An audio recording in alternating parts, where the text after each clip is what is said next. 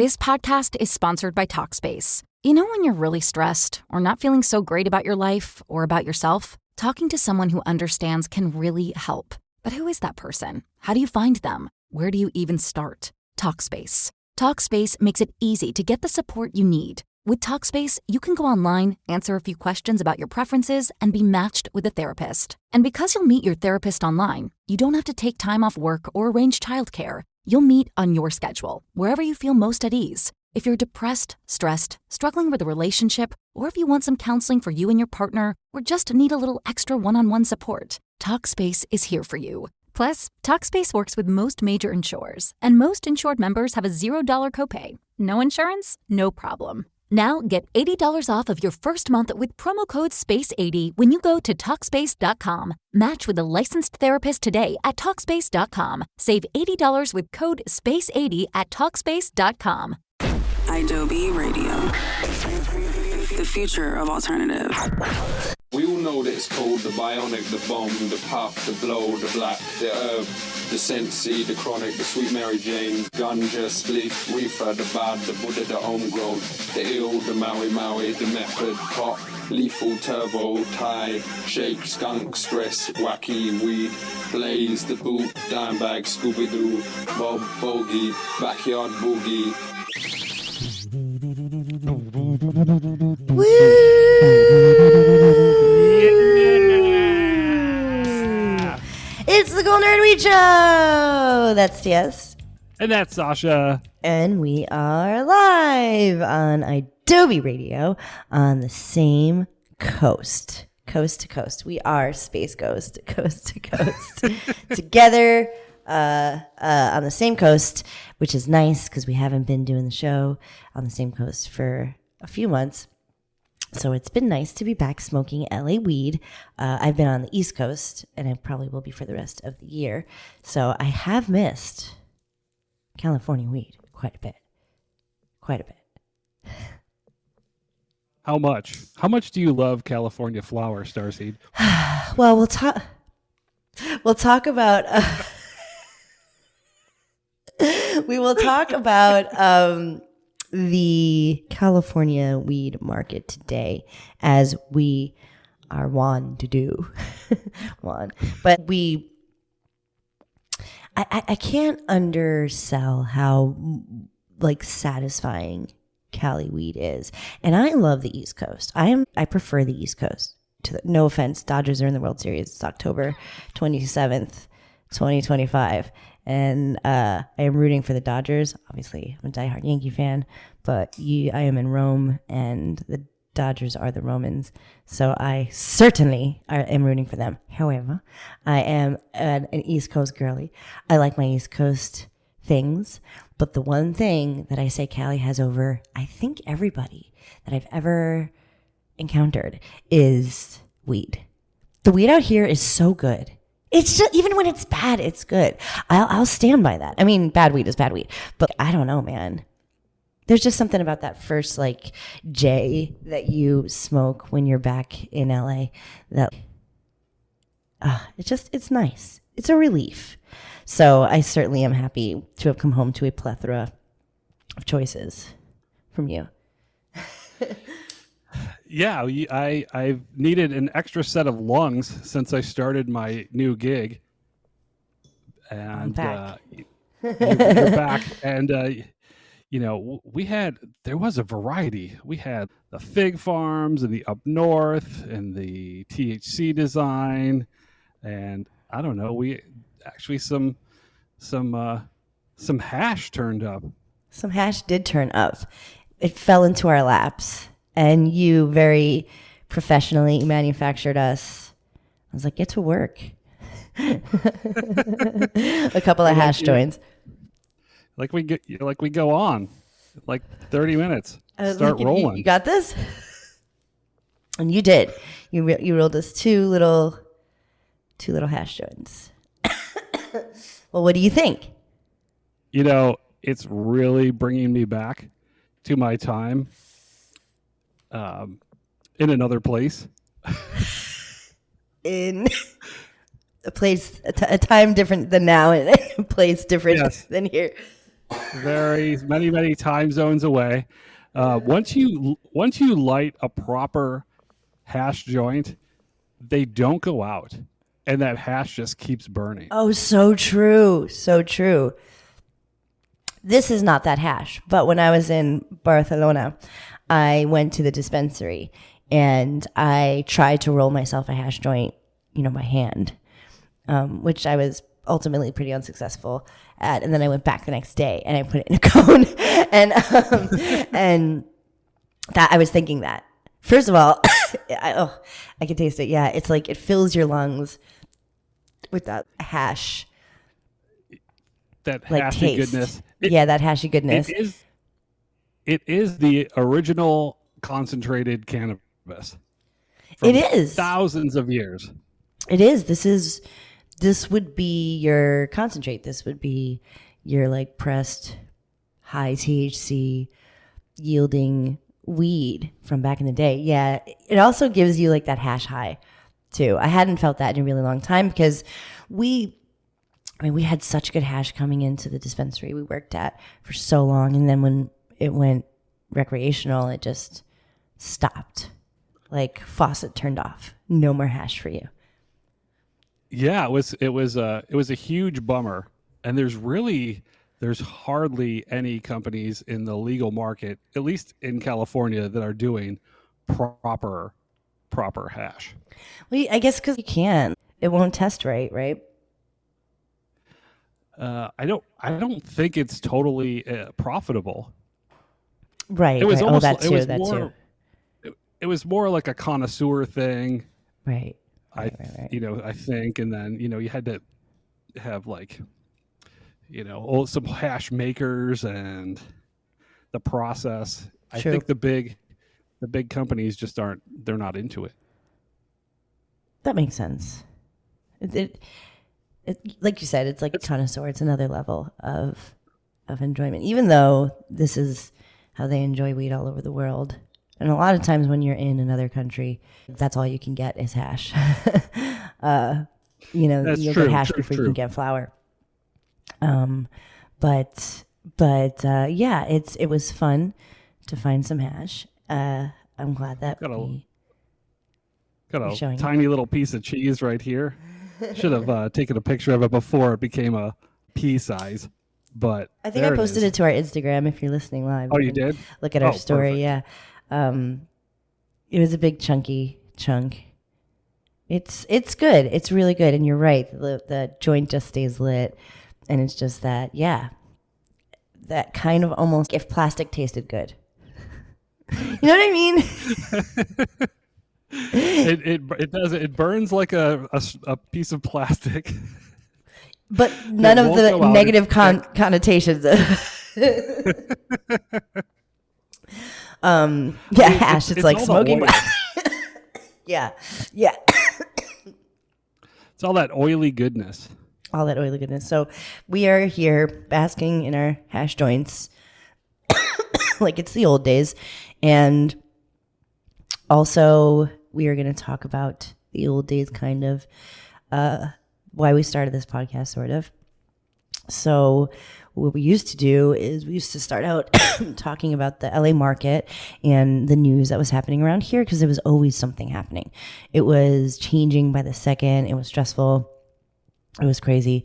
It was exciting too. There was a lot of crazy things happening, and it seemed very glamorous and everything, even though we knew that going recreational and going adult use came with like a lot of taxes and a lot of burdens and a lot of people going in biz and stuff like that. And, we were kind of, well, live it up, until it all catches up to you. And that's kind of what's happening in LA now. And there's been a few articles that have come out recently saying that, like, if the companies aren't relieved of their tax responsibilities, like, the market won't make it. It'll be just completely in shambles and stuff. So it's getting pretty dire. Yeah. Like LA is the largest legal cannabis market, and it's hitting a breaking point. And apparently, 2/3 of all of LA's businesses have failed to pay their local taxes, and the city is out, hundreds of millions of dollars. And a lot of these businesses have shut down. Some are still open, but once a business shuts down, you're not going to collect that tax money. But I've got some questions. Where did all the money go? You collected the money. Right. Well, they're blaming it on businesses, saying that, well, I guess it's twofold. Like, it very clearly could be a lot of the businesses thing, because the taxes that they were charged exceeded any sort of rational amount. So they were charged with taxes that they could never pay ever. And then there was an over promising and an overselling of product where you don't buy now, pay later, because nobody had any money to start out with unless you were a multi-state operator that had investors. And then it was kind of a credit system that just went super, super awry, right? Yeah, this is true. Also, the shift in burden of the tax, used to, the California excise tax, was collected by the vendors, the district. Yes. And now that 15% is actually the dispensary's burden to pay that. Right. So, and a lot of those dispensaries or businesses are gone, or the money is still owed, but these businesses physically can't pay it. There's a disparity there. Yeah, I think, the cost of operations, those costs are much higher than people imagine. Payroll, rents are at a premium, keeping the lights on. You have, just running an office or a standard business. You're not even actually allowed to write those standard business expenses off, which is another part of the problem, because that burden would be, it would be a lot lower, lessened, if you could write off some of these expenses. Right. And most other businesses, you can do that. It's just with cannabis, they like to be extra special, difficult, to make life pretty difficult for cannabis business owners. And, it doesn't matter how much money you have to follow these regulations. And it's really difficult. I think there was both an underestimating and an overselling of how easy it would be, even though it was very clear that the taxes were going to be insane on businesses. The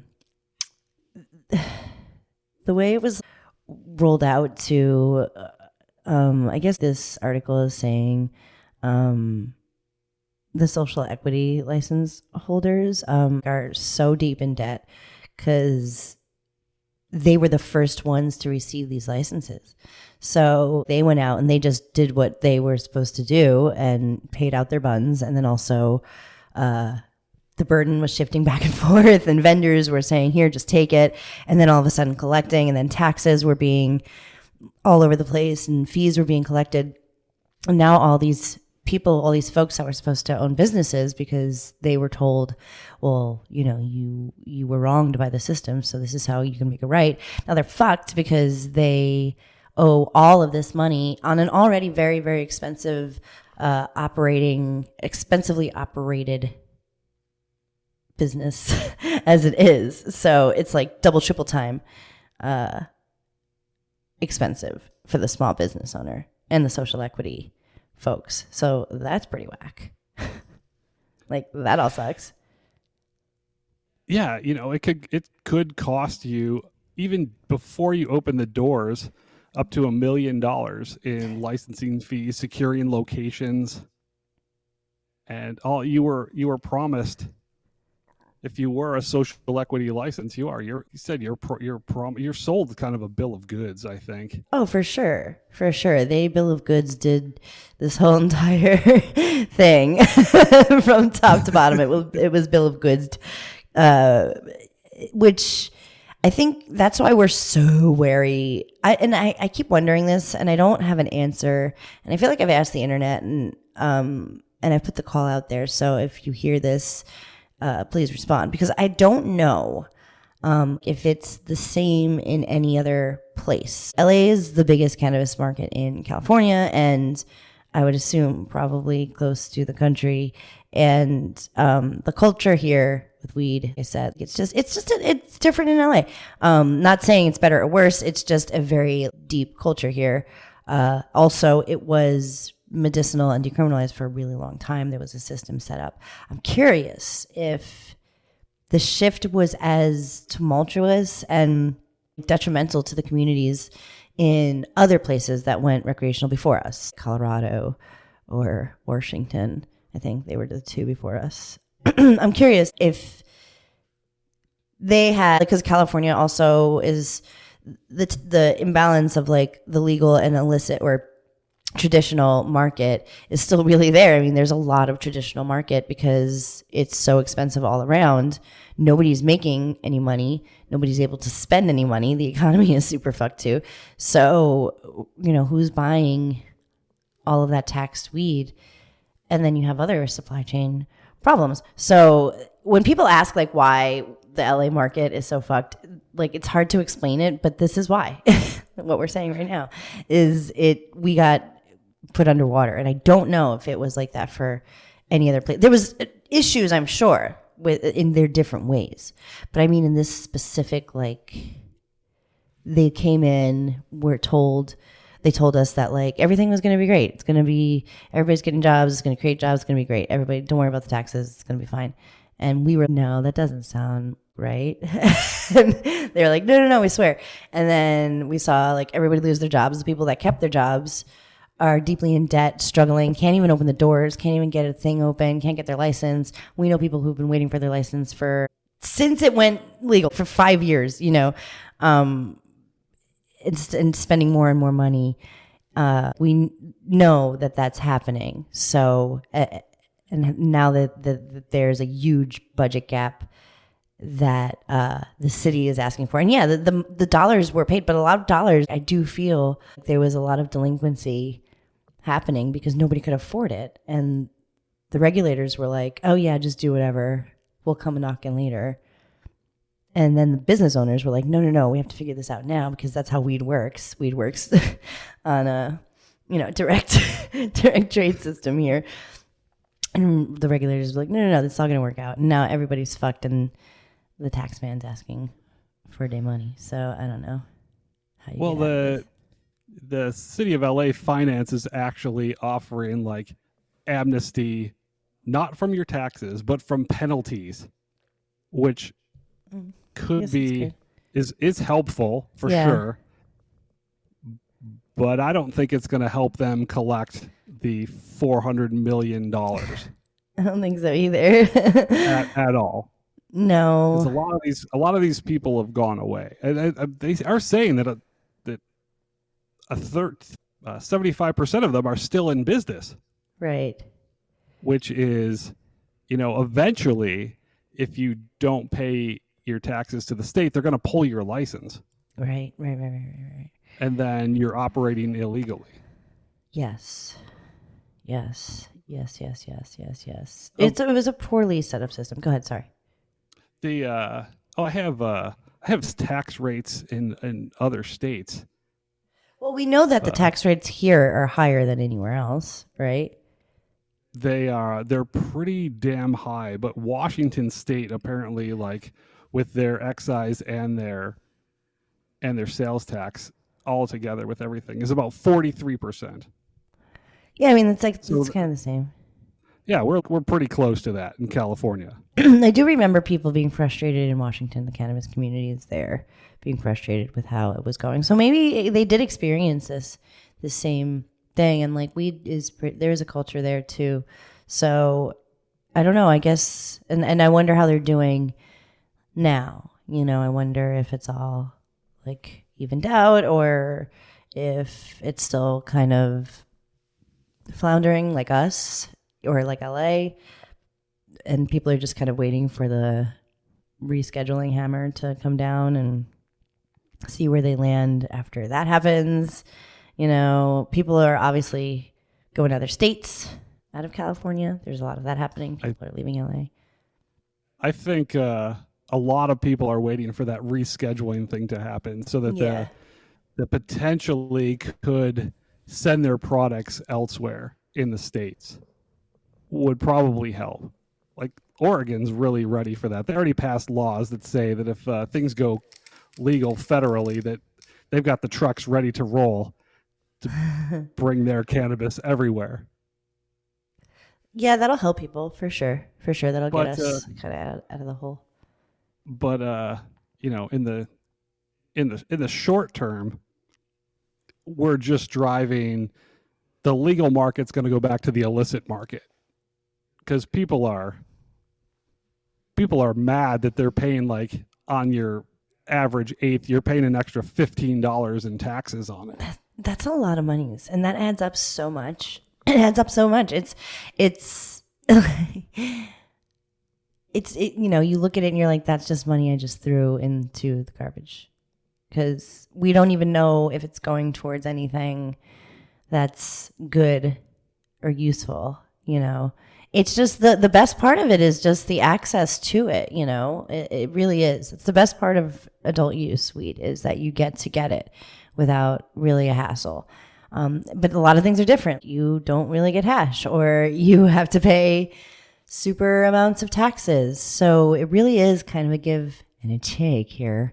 I wish it was all, I remember like when, right before we started doing the show, and this is again why we started doing the show, is that everybody was like, like, what does Homer Simpson say, where he was like, we like in Happy Land, or I'm just we're the magical man.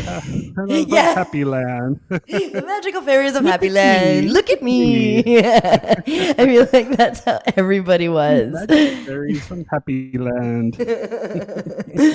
And now, and I feel like just in the world, you know, and especially in LA, I don't know. It's weird. It's a shame. That's why we started talking about like how the weed is good out here. And honestly, everywhere I go, and I feel like I've been to a good amount of places, the best weed that I've ever smoked is here. Wait, for you too, right? Yeah, 100%. Right? Yeah. Cali weed, hands down. I'm going to go out on a limb and say Cali weed's the best in the world. Yeah, you know what? Fuck it. Just say it. Say the crazy. It's crazy. It's crazy. Crazy. Yeah, no, I agree. I do. And that's why this news is disheartening. And we knew it was going to be like this fucking 7 years ago when we started the show, or whatever, 10, 15, 20 years ago when we started this show. We knew it was going to be like this. We knew it was going to be troubling. We were hoping it wasn't going to be. But not only is there people going back to the traditional market just because it's cheaper and more consistent, it's also business people are leaving California to go to other states and do business in those other places that just went legal, places like the East Coast. I feel like there was mass exodus to the East Coast, kind of. And I have seen a lot of brands that I see out here there that became multi-state. And they were good brands, you know. It's like Wonder Bread, you know. It's not just fucking stupid Glass House, which I don't even know if it's Glass House is multi-state. I just know I've seen them in other states. Yeah, we like Wonder Bread. We have our old pal, Rusty. Our old pal. Love Old Pal. They're doing really good stuff out there. Kiva, stuff like that. So Lost Farms, it definitely, that is a really cool thing. But it's a give and a take with the local market here in LA. We know that for a firsthand fact that the traditional market is thriving. And for sure it is. Every single day somebody comes in pissed off that their $20 eighth now costs $28 and change, and they're like, I'm just going to go over here. They're not wrong. It sucks. It sucks. And I wish, is there anything happening? Or are we just completely fucked? Like, is anything going to be fixed besides that penalty thing? I mean, it's just going to drive these businesses out of. They're not going to be able to operate anymore, because if you fail to pay your tax bill, eventually they're going to pull your license. Unless you have a plan and a program and like good faith payments, and they've waived all of your extra fees and penalties, and you make your payments every month, your license will be revoked. Damn. And then, we'll see who's left standing. We'll see. Damn. Well, good luck, LA. I love you, and I love your weed, and I always will. Weed in California and Los Angeles really did save me in many ways. Everybody has their own personal story about how they got into weed or how they started, even just, smoking it. And LA makes weed feel not scary to, I think, everybody, and not only that, LA weed is the best weed. So it would really break my heart if this was something that wrecked the market. And again, we'll see what happens with the rescheduling and the fucking circus. This is a song they sing at the circus. Sang by the man who sings at the circus. That's what it is here in America. So we'll see how it goes. Good luck, LA. I freaking love your weed. We're going to take a quick break, and then we're going to come back and talk about more American stuff, aka guns. We'll be right back.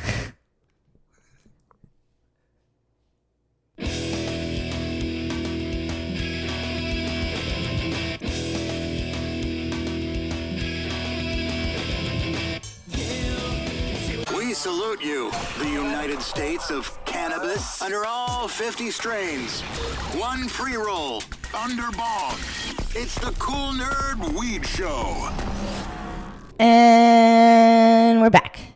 We're back. It's the Cool Nerd Weed Show. That's TS. And that's Sasha. And we are live on Adobe Radio. I feel like I should take out the pew pew pew part. I don't know why I did that.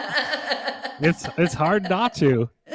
Oh God, I've finally slipped into madness. Okay, we are going to talk about guns, and we're going to talk about guns and weed. Now, guns are tricky here in terms of opinion and law, right? You can feel one way. The law says what your rights are. I personally can feel my personal ways about guns, but we do have rights in this country. So far, we still have rights. So while I feel a certain way about guns, and the way I feel is that I feel like it's out of hand here in the country. I'm not a huge fan myself, but I understand we do have the right to bear them.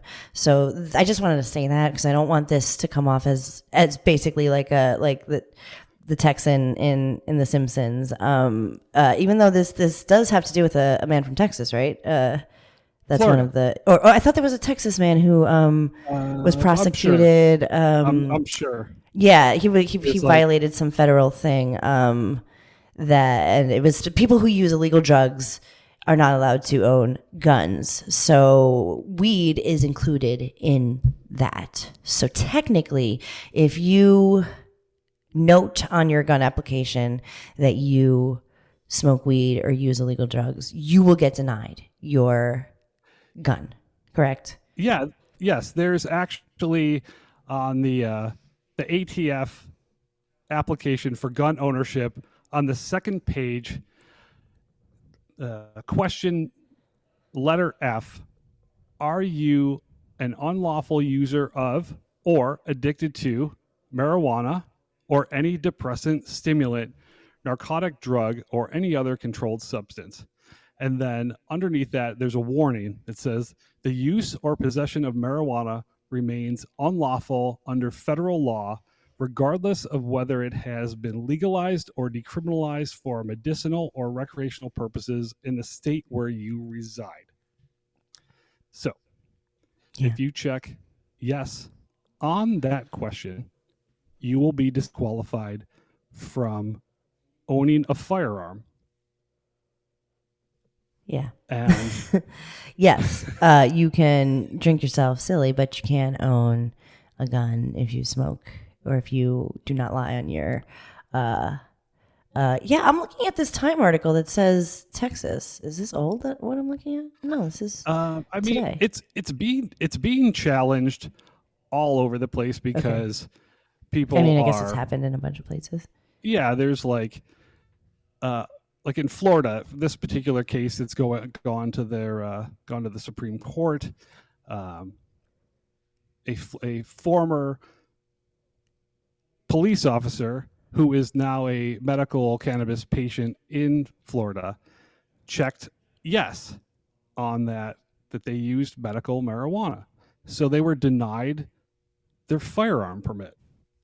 And so they brought, it's been going on for many years now. You hear it goes back and forth. And some lower courts actually said that being a medical cannabis user did not disqualify you from purchasing a firearm and owning one. So that was like very local. And this is where the laws start, are challenged. It's in the lower courts. But now it's actually like it's gone up the chain to the higher courts, and the Supreme Court is actually expected to rule on it whenever the fucking government reopens. Yeah. Oh, yeah. As of today, October 27th, 2025, our government has been shut down for 2 weeks or something. Who fucking knows? Yeah. But we are lawless here. Yay. So, but so far, if the Supreme Court ever gets the gang back together, they'll do a little once over on this. It is coming from multiple states. Obviously, this has happened in multiple states. It's something to think about. There in the Time article I was reading, I guess there used to be a time where you would not allow somebody who was an overdrinker. They called them a drunkard, right? If you had a history of alcohol abuse and you went to rehab, let's say, and it was public knowledge that you were a drunkard, you would be denied your application. So if that's the case, nobody's getting their gun applications, which is really fine. But again, in terms of the law and our rights, it's not fair or correct to alienate a group of people who are actually just, especially in the medicinal sphere, who are the addiction to marijuana is definitely something that if you want to be bitchy about this, if the government wants to be bitchy about this, they can say, oh, well, there's been high rising reports of marijuana abuse and blah, blah, blah, blah. So I feel like it's just that technical stigma also targeting a group of people who are using drugs or who say they are currently using drugs and getting guns. It's all that stuff, it's kind of a little bit of a gotcha there, which is whack. But if it's going all the way to the Supreme Court, then I am interested to see how this sways. I could see, again, I think this administration is the most pro-weed administration we've probably seen in our lives. Or on paper, Obama sure. was chill, but he still was oh, weed is illegal. This administration, I do feel they would be the ones to be yeah, you can have your guns and smoke your weed and your fucking drink your moonshine and shit. I kind of feel like that's how it's going with a sort of pro cannabis business administration and a very much pro gun administration that and Supreme Court that they might clarify that the Second Amendment covers everybody regardless of medical cannabis status or even even use. But particularly like medical cannabis shouldn't bar you. And if you're from in a owning state, firearm. yeah, man, that's a sticky situation. You're filling out that application, you know.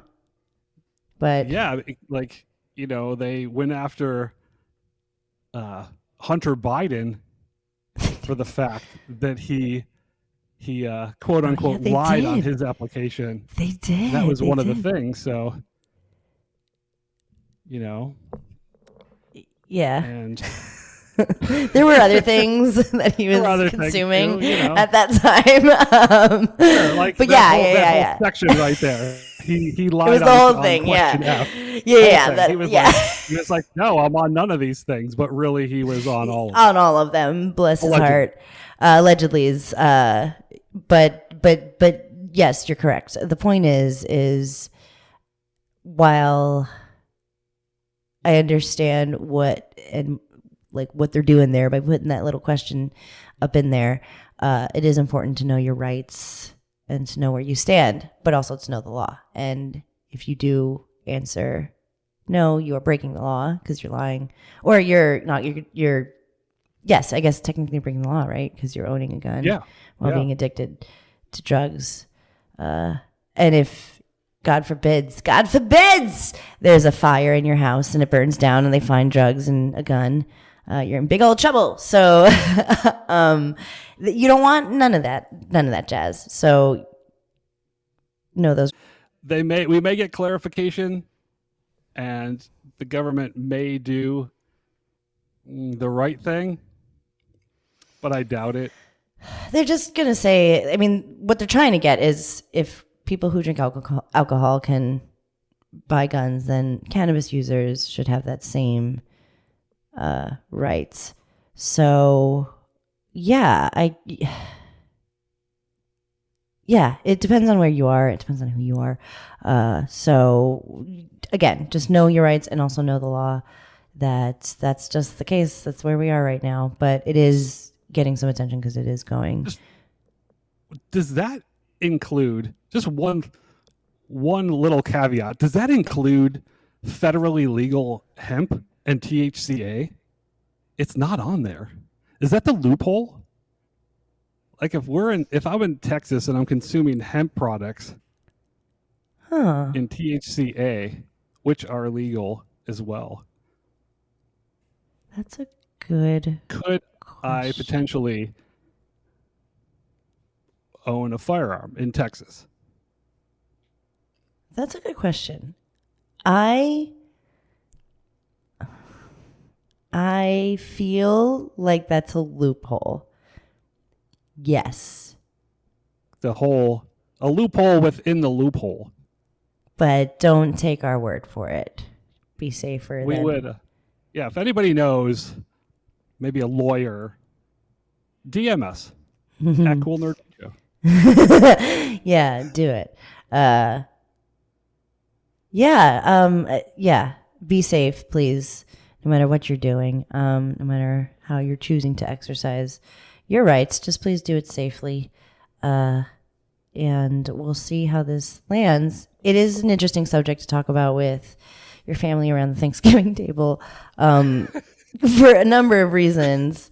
And I am interested. If you want to talk to me about it, I am interested in talking about it for a multifaceted amount of reasons. I think it's interesting in terms of why that is on there in the first place on your gun application. I'm interested as to where in the country and who in the country it is being enforced on or in and on. I'm interested in who has fought this and won and who has fought this and lost and why each went that way. And yeah, I'm very, very, I'm interested to see if it gets rescheduled and then maybe this does change a bit because this is legal now. It's not, you're not addicted to an illicit, unlawful substance because it's not unlawful anymore. Yeah, we could take a break. Yeah, let's take a break. Okay. Right? We're going to take a break, then we're going to come back and we're going to talk about Halloween stuff. Right? Yeah. Let's do that. Halloween. Yes. Halloween. Okay, I'm gonna go to commercial now, okay? I didn't want you to do it, and I didn't want nobody to hear you do that. You know what I mean? We'll be right back. The final Huff and Puff with TS and Sasha. And we're back. We're back. It's the Cool Nerd Weed Show. That's Diaz. And that's Sasha. And you can find us everywhere. By the way, if you want to look on YouTube, you can see these pretty faces just flap about and talk about weed. And Adobe is also a great place to go for everything your music needs. And we're just a great big good time. That's us, always and forever. And we love Halloweens. We do. We actually, we'll never top our Halloween costume at the Adobe party, like ever. Like people still talk about that costume. We were Wednesday in Pugsley. Before Wednesday, by the way, before the Netflix series. And yeah, we were Wednesday in Pugsley. We really slayed it down that year. I'll repost that. That's a good one. It's a good one. People always think it's current too. I'm like, oh. No, that was like, got me out one year. That's basically it. But that was actually a really good time. And we got everybody high up on the Adobe rooftop. We rolled so many joints that night. Oh my God. We did. With a probably whole ass rolled bag. Close to 100. Close to 100 days. Going. Yeah, that was a good night. But we do love Halloween, even when we're not going to Halloween parties, dressed as the best costume you'll ever see. Although I guess like traditionally, because we went to the Dan Bilzerian party. Oh God, the Ignite party. Yes, we were 80s punks that year. That was a fun year. Weird, very, very weird. Very weird. We got home at 6:30 a.m. Did we? Oh, Jesus Christ. Yeah, because I went to work at 9:30.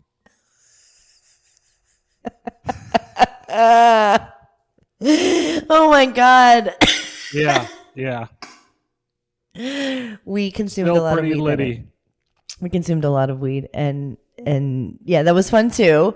So I guess we love Halloween. We do. And we do watch our horror movies. We love horror movies. We're not partying in Bel Air, in the hills of Bel Air. We are watching scary movies. We did a little scary movie guide last year, but we updated it this year, and we are talking about strains that you can pair with horror movies. And there's no rhyme or reason to this. So if you disagree, I'm sorry. And also, I want to note that when you're like consuming cannabis and watching a horror movie, you have to do so with caution. And it happens to the professionals, because the first one on this list is Hereditary. And I love that movie. It's extremely unsettling. I was thinking about it today. I don't know if you'd like it, but I do. And I think I saw it like flower high the first time I saw it. And then like last year, my sister and I watched it during Halloween, and I think I took 100 milligrams. I think I had an RSO capsule. And I was like, yeah, that's crazy. So I took it, and I was on another planet. It was very, very what you think it was. I was freaking the fuck out. I was so scared. My sister was like, you okay? I was like, I was really, really really affected. That movie's it's apparently it's very unsettling and introspective. But how did you not get inside your head and get unsettled? I was unsettled but I'm saying don't do what I did. Don't do that. Don't do that. Don't do that. Do something else. And I'll give you a suggestion instead. I would say to do an indica. And while yes, I was relaxed, I was out of my mind. Just if you've seen Hereditary and you hear 100 milligrams, if you know, then you know. I was gone.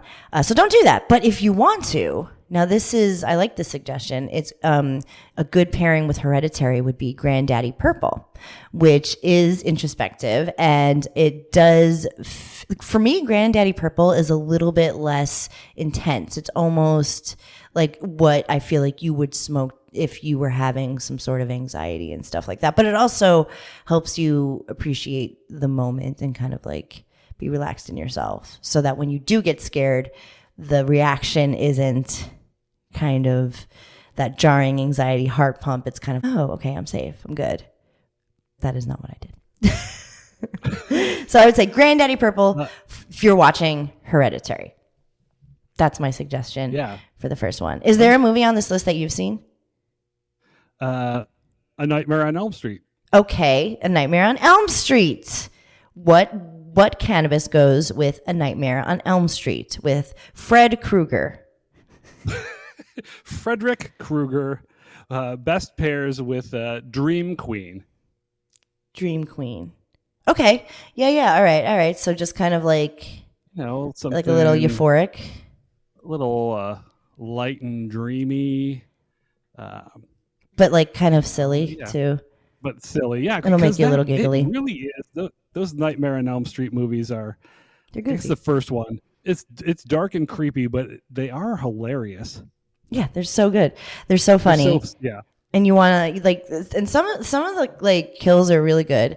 The first one is just it's different, and then it just goes into like a strange place. But so I do feel like keeping it light and airy is a good call. So Dream Queen is definitely a good suggestion. There is one on here for Evil Dead 2. Jack Herrera is the suggestion for Evil Dead 2, a sativa, which is pretty. I feel like if you want to embrace the chaos that is Evil Dead 2, because that movie is insane. If you want to go on that journey, you are there locked in with Bruce Campbell, like one-on-one. And I do agree, a good Jack, even though it's hard to find for me, and it's not my favoriteest, but if I find a good one, I'm down. It will have you on that journey, feeling groovy with Bruce Campbell. So I think that's a good suggestion. Jack Herrera with Evil Dead 2. I think that's a good one. Yeah, or like you're more likely to find like an XJ13, which I think would be a B choice for Evil Dead 2. Right. That's a good point. I did see that. What? I've seen Evil Dead 2. Yes. All of the first 3 Evil Deads. The last Evil Dead you told me I couldn't see. Which one? The remake or the one that they just did? Oh, that one's really good, but it is very bloody. It is. I saw a trailer for that Evil Dead in the theater, and I thought I was going to vom. Yeah, so it is that. That is the new Evil Dead. So definitely different energy too. I wouldn't suggest to smoke a heavy sativa when you're watching something like that. I do feel like that might be a case for indica. So this I feel like is obvious, but I also feel like you kind of have to, like, this is something we would do. So The Thing, the original 1982 Thing, The Thing, every male's favorite horror movie. Every male human loves The Thing, as do I. And the pairing here would be obviously Alien OG, which I think is also a great suggestion. I do like a good Alien OG. Again, hard to come by now in these days. But if you can get one, I know I saw one in like Colorado. I remember I saw what looked like a really nice strain of Alien OG. A couple other places that weren't LA, I saw some good aliens that I would definitely be down to try and watch The Thing. And it is like a good OG can take you on a ride, which you will be going on if you watch The Thing. Did you see Get Out? No. You should see it. It's a good movie. It's a good film. Get Out. We'll watch that. We should. It's good. I mean, it's good if you go in. Like, I remember going in and just being like so incredibly excited about what I was about to see. But it does chip you out, and there's a bit of a thriller element to it, I would say. So the suggestion here is Blue Dream. I think and I feel that because there's an element, it's not a dream element, it's like a hypnosis element in Get Out. I think that's kind of why they're saying like Blue Dream, because of dream. However, I would argue that it is a good strain to do if you're watching a movie like that, kind of like because there is like kind of a hypnotic effect to it. And also a very jarring effect to the movie. So Blue Dream is one of those, if you can find a good Blue Dream, go for it. And you will not feel too relaxed. You'll kind of feel like if the door was going to open, you'd hear it. That's the kind of things that I'm hoping with these pairings, is that you're not laid out, but you do feel like you're properly faded for a nice horror movie viewing. I know you haven't seen any of these movies, but The Cabin in the Woods, you haven't seen that one? That one's like not even a horror movie. With Chris, yeah, the comedian. No, I have seen that. No, not the comedian. No. The Cabin in the Woods. Well, it is funny. Cabin Boy. Sorry. Yeah. No, not that one. The Cabin in the Woods is really good. It's a smart horror movie. It's one of those like clever, cheeky ones, and it is pretty funny, and it is really good. So I wouldn't even know how to explain it in a synopsis. But my husband really likes that movie. And this has Pineapple Dream as the suggestion. Pineapple Express as the suggestion, which I would agree with wholeheartedly. Because Pineapple Express is so good and so silly. What? Let's go off the page, and I have a question for you. Okay. What would you smoke and pair with a classic horror of Friday the 13th? Because during that film, the teens are smoking weed. I would smoke. During the film. I would smoke during Friday the 13th. I would smoke Sour Diesel. Ooh. Mm-hmm. A great strain to bring to camp is some Sour D. That is a great answer. Smells like a skunk. I was gonna say blends with the skunks. I would go classic, and if I could find a skunk, I would smoke some skunk.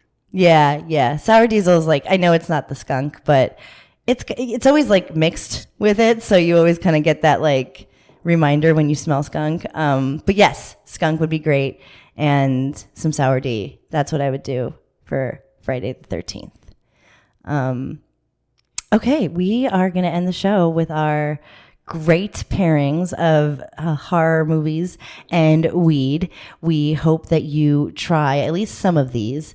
It's fun to smoke weed and watch horror movies. Don't eat 100 milligrams of RSO and watch Hereditary, please.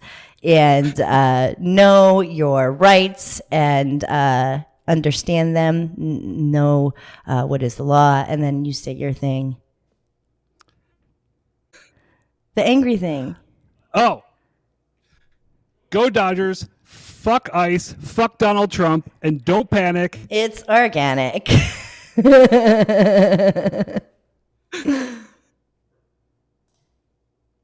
Give it up for Adobe, everybody.